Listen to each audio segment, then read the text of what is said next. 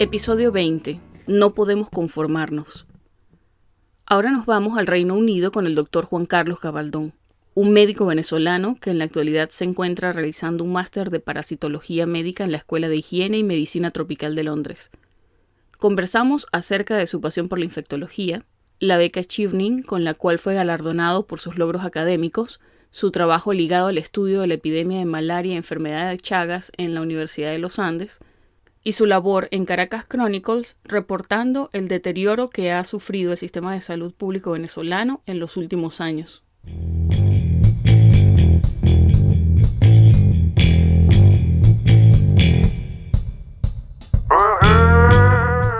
Estás escuchando Pluripotenciales, el podcast de la doctora Sheila Toro. Forma parte de una comunidad médica en la que se exalta cooperación en lugar de competencia y escucha voces auténticas que relatan historias de resiliencia, perseverancia y reinvención.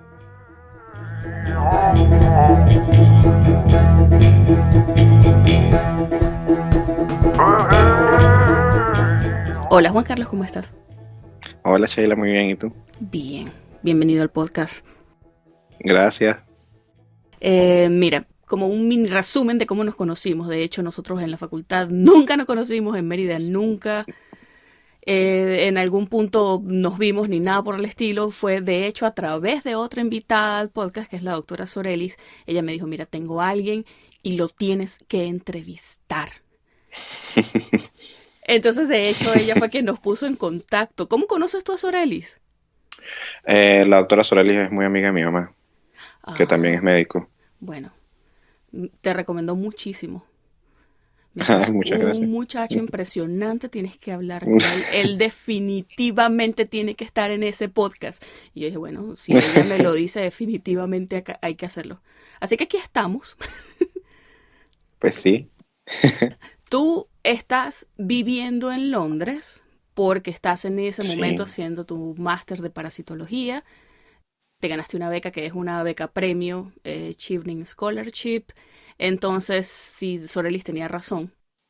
Tienes un background bien impresionante, así que gracias por compartir tu tiempo con nosotros. Pero ya no te voy a decir más nada porque te voy a hacer sonrojar. No, en verdad no es tan impresionante como se oye. Bueno, pero es que está chiquito. O sea, te graduaste en el 2008, eres un bebé... En 2018. 18, perdón. Sí, eres un bebé médico todavía. Sí. Así que, bueno, digamos que es cuchi y lindo a la vez. Mira, ¿cómo es Londres? ¿Cómo es Londres? Porque yo nunca he estado en Londres, pero lo que entiendo es que tienes que básicamente llevar un paraguas encima todo el tiempo, así que... Sí, mira, eso es la primera lección que uno aprende, probablemente la del paraguas. Yo la aprendí después de mi primer aguacero. Es una ciudad espectacular, realmente es una ciudad muy, muy bonita, es una gigantesca. Yo vivo en el centro de Londres, una zona que se llama Bloomsbury, que es donde están la mayor parte de las universidades. Y, sabes, realmente el centro es grandísimo y cuando tú te das cuenta que eso es solamente una pequeñísima parte de la ciudad, es que comienzas como a entender las dimensiones que tiene. Y bueno, pues puede ser una ciudad un poco sobrecogedora por ese mismo tamaño y por lo globalizada que es, pero realmente es una ciudad preciosa y es una ciudad que tiene una historia increíble. En cada cuadra encuentras placas donde sale la gente famosa que ha vivido en las casas y realmente pues estoy muy contento de estar acá. Tengo ya 4 meses acá.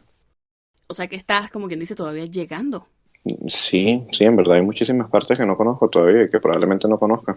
¿Y conoces gente ahí? Porque yo sé de gente de la ULA que vive en Londres. Lo que pasa es que, bueno, no son médicos. Sí conozco algunas personas y de hecho conozco algunos médicos también venezolanos. La comunidad de venezolanos aquí en Londres pues no es tan grande como la que uno ve en España, por ejemplo, o en Estados Unidos, pero sí hay bastantes venezolanos también, por supuesto que sí. Ok, bueno, yo quería, ya que rompimos formalmente el hielo, digamos, yo quería preguntarte un poco acerca de qué te lleva a ti, bueno, más bien como del proceso a través del cual terminas tú yendo a parar a Londres, porque tú estabas en Mérida. Te formaste también, egresaste a la Universidad de los Andes, hiciste tu rural en Tabay. Vi tu currículum y fuiste profe de inmuno, de hecho. Sí, di clase de inmunología 8 o 9 meses, más o menos. hasta justo antes de venirme. Y justo estando en Venezuela, aplicaste a Chevening Scholarship.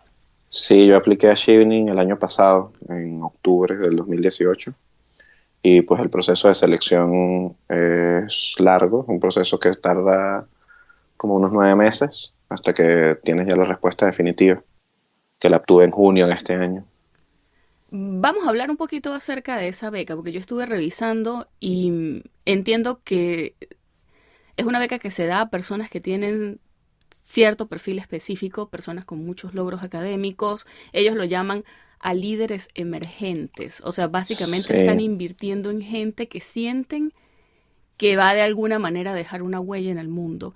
Es una beca que subsidia al gobierno del Reino Unido. ¿Cuál es la idea de la beca? ¿Qué te piden a cambio? pues mira, es así tal cual como tú mencionaste. Eh, Se supone que es un programa de la Foreign Commonwealth Office, que es parte de la Cancillería británica, y justamente la idea de la beca es eso, es invertir en gente que ellos piensan tiene el potencial de ejercer cambios positivos en su entorno. Y el objetivo es justamente eso, el objetivo es que tú te formes en una universidad eh, de altura aquí en el Reino Unido y que eso te ayude después a ejercer cambios positivos en los países de donde tú vienes. Ese es el objetivo de la beca. Ok, es básicamente para ayudar al desarrollo de otras naciones. Pues sí, o sea, en cierto sentido es un programa de fomento. Ok, Eh, por ir también en el desarrollo de otros países, pero pues también también parte de la idea es como formar vínculos más fuertes entre esos países y el Reino Unido a nivel ok. cultural, a nivel académico. Pregunto porque hay ciertos programas que están diseñados de esa manera y tienen, bueno, diría uno RR, tienen regreso al rancho, como las residencias, digamos aquí, que la mayoría de las visas que dan para médicos para estudios de posgrado son visas que tienen una cláusula de que tú terminas tu residencia y tienes que volver a tu país de origen. Con Shivering también una de las cláusulas es volver a tu país de origen un tiempo por lo menos y tratar de desarrollar o de poner en marcha algún proyecto que pueda tener un impacto positivo en el país de donde vienes. Ok, y tú estás aprovechando esa beca para hacer tu máster en parasitología y yo Exactamente. quería preguntarte cómo tú te involucras en ese campo. Pues bueno, mira, a mí desde que estaba en la etapa preclínica del pregrado, pues siempre me ha llamado mucho la atención toda el área de las enfermedades infecciosas y dentro de las enfermedades infecciosas sobre todo la parasitología y dentro del área de parasitología sobre todo malaria. Ahí creo que hay cierta influencia familiar. Eh, Está la imagen de Arnoldo Gabaldón, que fue un pionero en la lucha contra la malaria, no solo en Venezuela, sino en toda Latinoamérica. Ok, Y bueno, todo el mundo piensa que él es mi abuelo, él no era mi abuelo, él era primo de mi abuelo, pero pues siempre ha estado como la imagen de él, la influencia que le ha dejado. Aparte pienso que es un área en el que Latinoamérica se ha quedado muy atrás si lo comparas con otras regiones del mundo, como por ejemplo el sudeste asiático o África. Y hasta cierto punto, pues eso es entendible porque hablando específicamente del caso de la malaria es un problema de salud pública realmente importante en África, con importancia más limitada en otras regiones. Pero eso no quita que sea una realidad en Latinoamérica también y que sea una realidad que ha sido ignorada en toda la región y que ahorita pues estamos comenzando a ver las consecuencias, sobre todo en Venezuela, donde la resurgencia que ha tenido la enfermedad es dramática, ¿no? bueno, y creo que a nivel mundial de hecho hay como cierta tendencia porque aquí se habla mucho acerca de cepas resistentes a cloroquina. Sí, bueno, ya por ejemplo el Plasmodium falciparum, que es el causante de la mayor parte de los casos en África y es el que se involucra con los casos de malaria severa, ya prácticamente en prácticamente todos los países del mundo es resistente a cloroquina y ya de hecho el esquema de tratamiento ahora es con artemether y lumefantrina, que es una Sí. combinación de medicamentos distintos. Bueno, realmente hay necesidad de desarrollar nuevas drogas para la malaria, hay necesidad de desarrollar nuevas estrategias de prevención. Ahorita se está hablando mucho de una vacuna que de hecho está siendo, ya se viene desarrollando desde finales de los 80, pero ya digamos que está teniendo los primeros trials grandísimos, o sea, masivos en varios países africanos, y hasta los momentos es la única vacuna que cuenta con aprobación de la Organización Mundial de la Salud. Pero hay muchísimo que hacer con malaria, pero hay muchísimo más que hacer con otras enfermedades parasitarias. Y un ejemplo claro es la enfermedad de Chagas, que es un problema importante en Latinoamérica también. Sí. Y que al contrario de lo que ocurre con la malaria, es una enfermedad para la cual hay muchísimo menos financiamiento. La malaria, digamos que le llama mucho la atención a la gente, entonces conseguir dinero para financiar estudios de malaria no es tan difícil Sí. como es para encontrar dinero para financiar investigaciones para cualquier otra enfermedad parasitaria. Bueno, a lo mejor tiene que ver con la distribución geográfica tal cual de dónde está. Sí, bueno, digamos, desde el punto de vista de problema de salud pública, es un problema de salud pública mucho más importante la malaria que el Chagas. Pero si tú te vas a algunas comunidades latinoamericanas, en el centro de Venezuela, en los llanos, o en algunas zonas al norte argentino de Paraguay, o sea, las tasas de prevalencia de Chagas son altísimas y es una enfermedad que trae consecuencias muy importantes a largo plazo también. Sí, claro. Yo creo que todos hemos tenido, si no pacientes conocidos, al menos con Chagas. Y nadie nunca sabe identificar los chipos, entonces nadie nunca sabe si te picó un chipo que puede tener la enfermedad o no. Sí, yo recuerdo en particular, ahora que lo mencionas, yo recuerdo que o sea, teníamos en la facu un laboratorio de infecciosas y de hecho nos mostraban los animalitos disecados. Y era como que trataban de mostrarte las características para diferenciarlos, porque a veces las personas, sobre todo en los ambulatorios o en el área rural, llega el paciente, mira, me picó esto, y te llegan con el animalito y necesitas saber si hay o no riesgo. Pero bueno, también recuerdo mucho a mi mamá diciéndome, mira, aléjate de los chipos porque dan mal de Chagas, pero se refería a otro tipo de animalito. Y yo Sí, recuerdo la gente los confunde mucho. sí, yo recuerdo esas prácticas precisamente por eso, porque lo que yo tenía en la cabeza que era un chipo, no fue precisamente lo que me enseñaron. Sí, O sea que, no, son bastante característicos. Una vez que los ves es fácil diferenciarlos. sí. Mira, hay en Venezuela, y te pregunto porque claramente tú sabes al respecto, ¿hay en Venezuela algún tipo de programa establecido para que si llega una persona que haya estado expuesto al animalito, reciba algún tipo de profilaxis? Mira, pues en el papel lo hay. O sea, en Venezuela hay un programa de control de Chagas. El problema es que en la práctica ese programa ha estado paralizado, si no me equivoco, desde el 2012.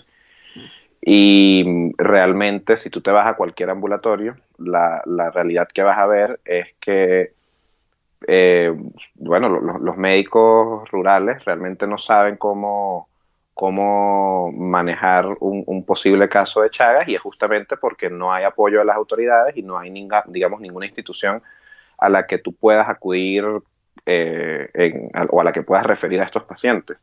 Generalmente lo que se hace, por lo menos en Mérida, que tenemos la ventaja de tener la ULA allá, es que si es posible capturar el animalito, el triatomino, se envía al laboratorio de ciencias, Sí. uno de los laboratorios de la Facultad de Ciencias, donde ellos básicamente lo que hacen es disecar el tubo digestivo del insecto y ver si hay tripamastigotas del Trypanosoma cruzi, para confirmar si estaba infectado.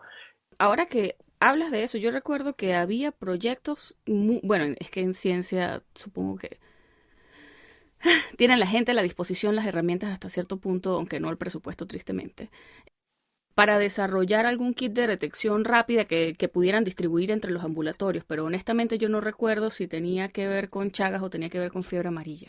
Probablemente sí tuviese que ver con Chagas, porque ahí estaba el laboratorio del doctor Escorza en ciencias, que ellos trabajaron mucho con eso.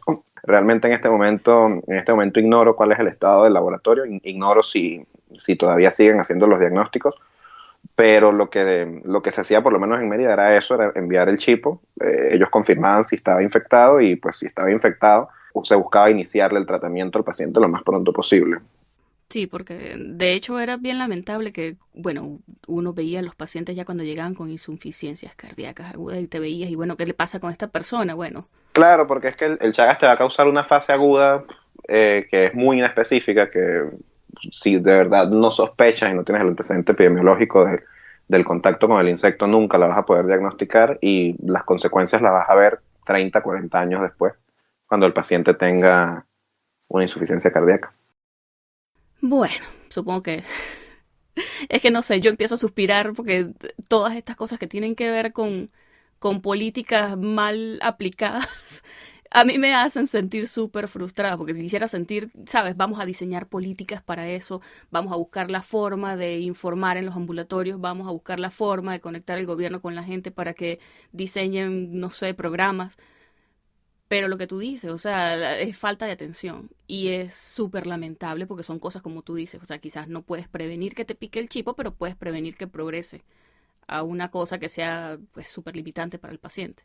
Y sin embargo, bah, Sí, exactamente. Los efectos con el Chagas ya se han estudiado. Hay un trabajo que salió publicado a principios del año pasado en colaboración con algunos investigadores del Instituto de Medicina Tropical de la UCB y otros investigadores en Estados Unidos, donde midieron la prevalencia de pacientes con anticuerpos contra el Trypanosoma cruzi. Y fíjate, tenemos porcentajes que son casi 10 veces más altos que los que habían en los 90, cuando el programa de control del Chagas funcionaba muy bien. Y eso ha sido a raíz básicamente de desinversión, igual que el colapso de prácticamente todos los programas de salud pública en el país. ¿cómo ha respondido la universidad a eso? Porque cuando conversamos tú me pasaste un link a un paper que publicaron hace no mucho. Claramente fue algo en colaboración con la gente de la universidad y bueno, trataba acerca de esos pacientes que están en la zona de Mérida, sur del lago, la prevalencia. Sí, Hablaste de resurgencia, de casos que estaban migrando de un foco, digamos, que está más o menos perenne alrededor del estado Bolívar. O sea que a ujú. pesar de que hay desatención por parte quizás de políticas gubernamentales, igual la universidad está de alguna manera monitorizando qué está pasando. Pues mira, o sea, la universidad siempre está tratando dentro de lo posible de corregir parte de los problemas que han surgido en Venezuela como consecuencia de la desatención del gobierno. Y bueno, en ese sentido, nosotros, básicamente con la doctora Siham Salmen, que es la directora del Instituto de Inmunología Clínica de la universidad, y con la doctora Silvana, que es el Departamento de Parasitología, lo que decidimos fue tratar de monitorizar un poco cómo era la situación de los pacientes con malaria que llegaban a la Cheula, porque lo más trágico de todo es que desde el año 2016 el gobierno no publica absolutamente ni un solo dato epidemiológico. Hmm. No tenemos cifras oficiales más aparte de las que publica la OMS, que las publica una sola vez al año, generalmente entre noviembre y diciembre de cada año, que son cifras que obtienen del gobierno, porque el gobierno a ellos sí les ha seguido pasando cierta información, pero son cifras que no se divulgan en Venezuela, son cifras que no se divulgan entre los médicos en Venezuela. Y si tú no conoces el estado el estado de una enfermedad, es imposible que la manejes, porque es Claro. imposible que planifiques qué medidas son necesarias para controlarla. Y aquí entro yo siendo un poquito paranoica, no sabemos si de hecho esos datos son reales. Sí, sí, bueno, y realmente no tenemos forma de confirmarlo de primera mano, pero a ver, la Organización Mundial de la Salud tiene sus propios estándares para tratar de verificar la información. Y realmente es que más nadie puede pasarles información. O sea, si no les pasa información al gobierno, las ONG pueden hacer estimados, pero no tienen los recursos y generalmente no tienen la presencia en todo el país para poder monitorizar todos esos casos. Pero bueno, en parte de lo que nosotros estamos intentando hacer con ese trabajo que publicamos hace poco era caracterizar cómo estaba siendo la situación en Mérida, porque como tú dices, el problema de la malaria en Venezuela es relativamente un problema focalizado alrededor del estado Bolívar. De hecho, del estado Bolívar salen prácticamente más del 40% de todos los casos que se registran en el continente americano, ¿ok? De malaria. Y a pesar de que es un problema muy focalizado ahí, en los últimos años hemos visto cómo cada vez hay más casos en otros estados y cómo cada vez llegan más pacientes con malaria a otros estados. En el caso de Mérida, yo creo que si tú en algún momento vas a la emergencia de adultos del hospital de Mérida, es muy probable que encuentres 1 o 2 pacientes con malaria, si no son más. Wow. Y Mérida era un estado que no reportaba casos desde el 2003. Los últimos casos oficiales que hay reportados en Mérida son del 2003. Entonces, básicamente lo que nosotros estábamos preguntándonos era, mira, ¿qué es lo que está pasando? Porque estamos volviendo a tener casos en Mérida, porque estamos volviendo a tener casos, por ejemplo, alrededor de Caracas, en sitios donde la enfermedad había sido controlada con anterioridad. Y lo que confirmamos, porque era una hipótesis que se ha venido manejando ya desde hace varios años, es que la minería ilegal pues está teniendo un rol muy importante en sacar a la enfermedad del Estado Bolívar, porque a medida que la crisis económica de Venezuela se ha ido acentuando, pues la gente necesita buscar ingresos extra de alguna forma, y estamos viendo cómo gente de todo el país viaja al Estado Bolívar a minar oro, obviamente en unas condiciones extremadamente precarias, donde no hay ningún tipo de control sanitario, donde no hay suministro de profilaxis antimalárica, donde generalmente las minas las controlan grupos criminales. O sea, son situaciones, es una situación realmente muy, muy complicada. Y bueno, los pacientes se infectan con los parásitos allá, regresan a sus sitios de origen, y como los programas de control vectorial en Venezuela también han sido víctimas de una desinversión masiva, no recientemente, desde los últimos 30 años más o menos, pero que se ha acentuado recientemente, pues ahora tenemos mosquitos anófeles en prácticamente todo el país, y solo hace falta que llegue un paciente con malaria para que se reinstaure un foco. Y eso es lo que creemos nosotros que ocurrió en el estado Mérida. En el estado Mérida, cerca del estado Mérida, siempre hubo un foco de malaria que era relativamente pequeño, que era el foco alrededor del sur del lago, en el Zulia, en la frontera con Mérida. Pero lo que hemos visto recientemente es que el número de casos que normalmente tenía ese foco se ha multiplicado muchísimo. Estamos teniendo más casos por Plasmodium falciparum, que el falciparum solía ser un parásito relativamente, no digamos que poco común, pero mucho menos común de lo que es ahora en esa zona. Al contrario, es un parásito muy común en Bolívar. Entonces hay cierta evidencia que tiene que confirmarse con otros métodos después en el futuro y con estudios más grandes, pero sí pareciera haber cierta evidencia de que la migración de gente hacia la zona sur del lago desde las minas de Bolívar ha sido lo responsable de, 1, expandir el foco del sur del lago, y 2, que ese foco se extienda ahora al estado Mérida también. Ya, ahora yo me siento curioso porque tú mencionas Sur del Lago y yo soy del Vigía. Ah, bueno, mira, en el Vigía hay casos. Ya. Y sé de gente que ha ido a las minas. O sea, de hecho es una realidad lo que tú dices. Lo que pasa es que, bueno, sí, la situación se ha visto más apretada, o sea que es más y más gente que está buscando la forma de subsistir.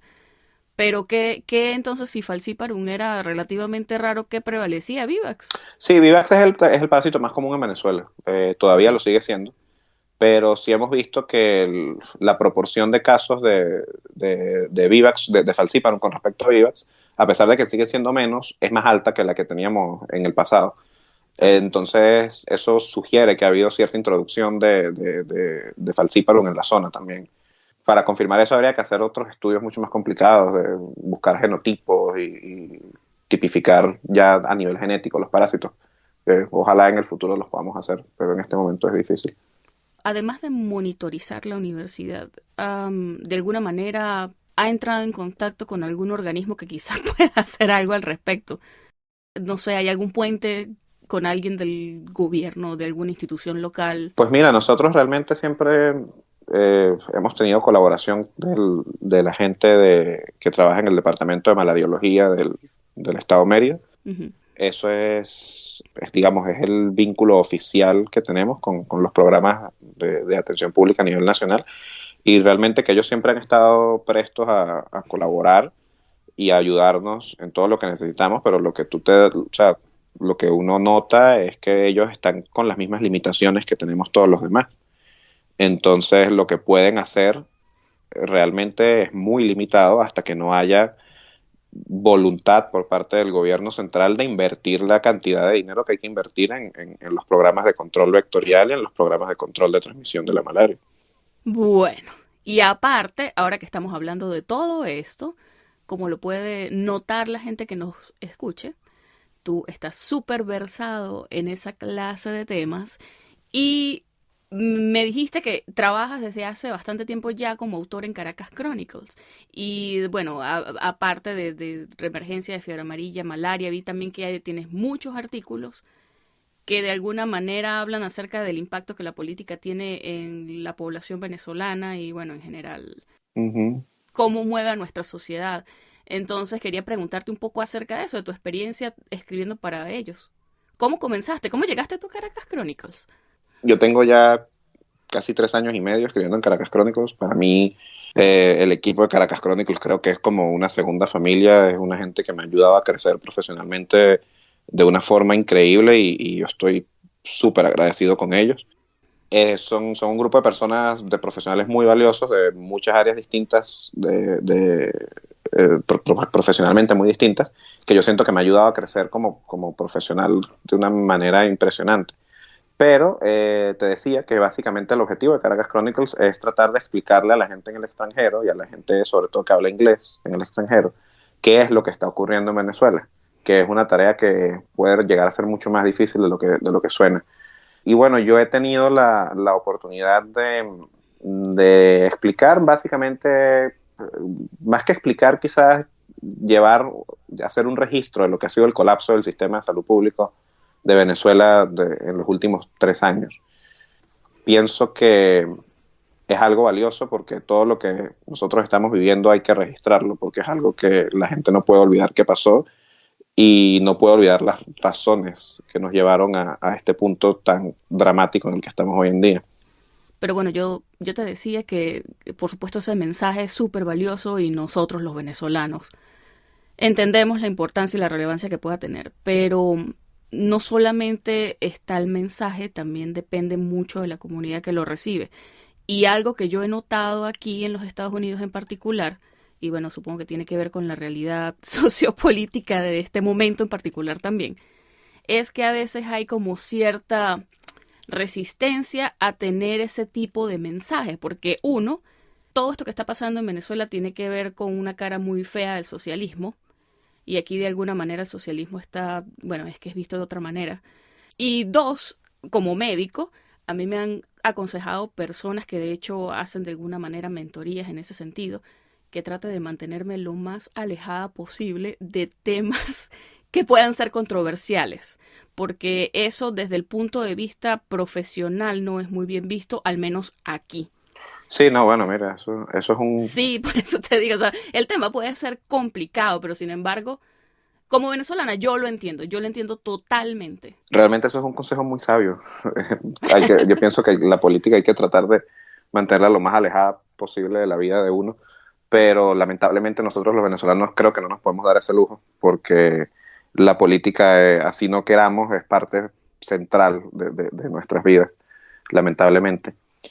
O sea, hay que entender algo, y es que los venezolanos, por razones lógicas, tenemos un trauma con la izquierda. Y Sí, la total. izquierda, no necesariamente, la izquierda que el resto del mundo no es necesariamente igual a lo que es la izquierda en Venezuela.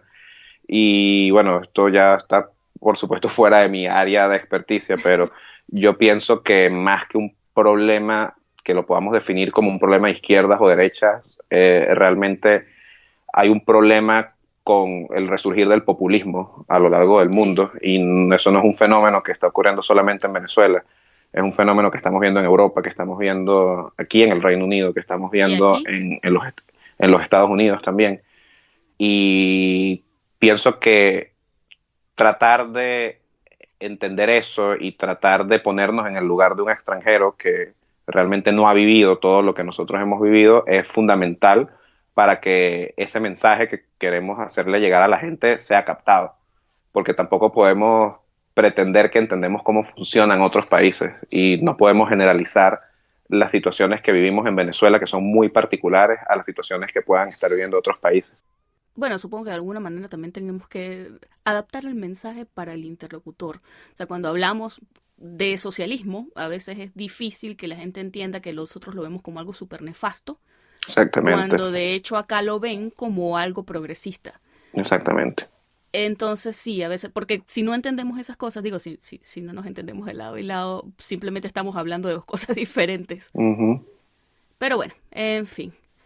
Mira, ¿y cómo llegaste tú allí? ¿Cómo conociste tú a la gente de Caracas Chronicles? ¿Por las vías regulares? Porque te lo comento porque de hecho yo tengo un blog, bueno, ya no es tan blog como solía ser. Y en algún punto buscando como, ¿sabes?, dónde publicar en otros lados, fui a parar a Caracas Chronicles. Tengo el prospecto ese que ellos tienen, por donde tú mandas tu material, ellos tienen como es como un template. Sí, como unos guidelines editoriales. Entonces quería preguntar, por las vías regulares, que son esas, o de hecho conocías a alguien, te hicieron una invitación, ¿cómo funcionó? No, no, en absoluto. Yo entré, o sea, empecé a escribir en Caracas Chronicles porque en Caracas Chronicles, en la esquina superior derecha de la página, hay un botón que dice Write for Us. Y básicamente es un botón donde está el correo al cual tú puedes mandarles ideas que quieras escribir. Y bueno, yo un día mandé una idea y me contestó el que en ese momento era el editor en jefe, Francisco Toro, que una persona Ah, impresionante a la que le Toro. tengo, Francisco Toro, sí, a la que le tengo muchísimo cariño, muchísimo respeto. Y nada, él me pasó esos guidelines y comencé a escribir primero cosas que veía que ocurrían en Mérida, que veía que ocurrían en el hospital y pues eventualmente, digamos que como que me fui metiendo más en la parte del sistema de salud público de Venezuela en un sentido más amplio. Pero bueno, sí, o sea, el toque de periodista de la cosa es súper atractivo. Pues sí, o sea, básicamente yo no soy periodista, no pretendo ser periodista tampoco, pero sí creo que hay que dejar un registro de lo que está pasando en Venezuela y creo que hacer eso es una contribución importante que todos podemos hacer. Sí, definitivamente. Mira, y porque estamos en este podcast y por el tipo de invitados que yo tengo y porque tú también eres un inmigrante, de alguna manera, bueno, no inmigrante, supongo que digamos migrante de forma Temporal. temporal, exacto. Bueno, yo también estoy así, uno está así como de paso, digamos. Quería preguntarte, ¿cómo ha sido esa experiencia de vivir en Inglaterra como venezolano? Pues mira, realmente yo lo he pasado muy, muy bien. Inglaterra es un país maravilloso. Todavía no he tenido la oportunidad de conocer otros países dentro del Reino Unido. Espero hacerlo en los próximos meses. Y realmente no tengo absolutamente nada malo que decir. La gente aquí me ha tratado muy bien. Mis amigos siempre me han hecho sentir como si estuviese aquí en casa.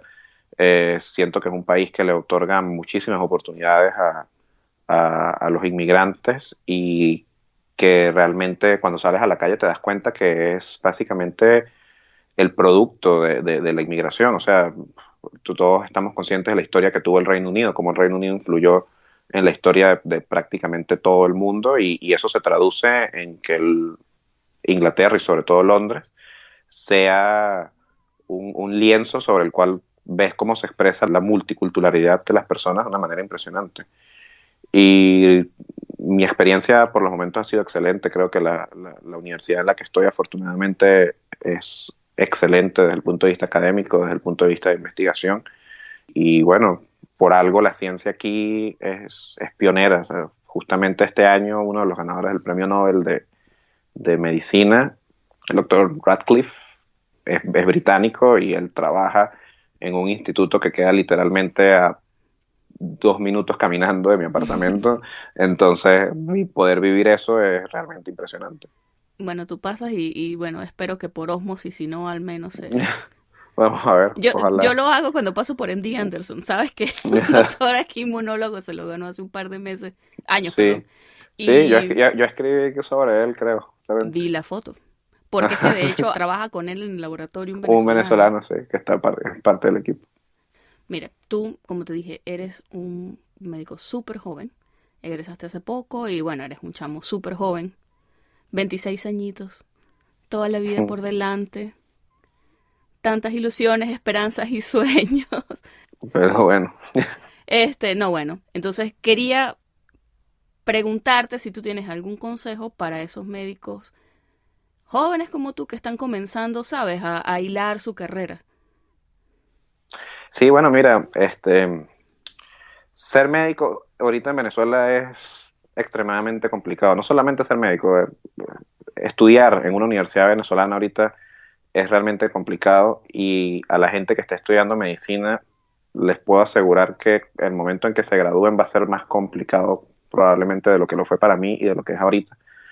Pero pienso que gran parte del impacto que nosotros podemos tener y que podemos dejar depende más que de las circunstancias en las que estemos, de la actitud con la que decidamos afrontar esas circunstancias. Y es posible hacer cambios, incluso en ambientes extremadamente adversos, como el que estamos haciendo en Venezuela, si tenemos claro cómo se deben hacer las cosas y nos comprometemos a siempre hacerlas bien. Vamos a hacer cambios, y esos cambios van a tener un impacto positivo. No podemos conformarnos con volvernos profesionales mediocres sencillamente porque estamos en un entorno que nos lo hace difícil. Eso, al contrario, tiene que ser un aliento extra que nos lleve a tratar siempre de superarnos y a tratar de demostrar, tanto en el país como en el extranjero, que Venezuela es un país que cuenta con profesionales de calidad y con profesionales que pueden realmente hacer una diferencia si así se lo proponen. Juan Carlos, yo sé que tú estás apenas comenzando tu máster, pero ¿qué planes tienes a futuro? Pues mira, a mí me encantaría poder contribuir de alguna forma al manejo, al control de la malaria en Venezuela. Estoy todavía tratando de divisar cuál puede ser la forma más práctica de hacer eso. Y nada, eventualmente, a mí siempre me ha llamado más la atención la parte de investigación que la parte clínica de la medicina, aunque siento que las dos se complementan mucho. Y quisiera eventualmente hacer un PhD, probablemente, y dedicarme más a fondo a lo que es la investigación sobre los mecanismos fisiopatológicos de las enfermedades parasitarias. No solamente la malaria siempre me llama mucho la atención, pero hay muchas otras cosas también donde hay mucha menos información al respecto aún, donde hay muchas más cosas que hacer. Bueno, de verdad, muchísimas gracias por participar. Y chamo, de verdad que felicidades. Digo, por la beca. Muchas gracias. Que disfrutes muchísimo tu formación ahí y bueno, disfruta muchísimo la ciudad. Gracias, eso estoy haciendo. Estoy tratando de disfrutar Londres al máximo, de verdad. Y bueno, pa'lante. Bueno, así es. Muchísimas gracias por participar y bueno, seguimos en contacto. Nada, gracias a ti por la oportunidad. Chao.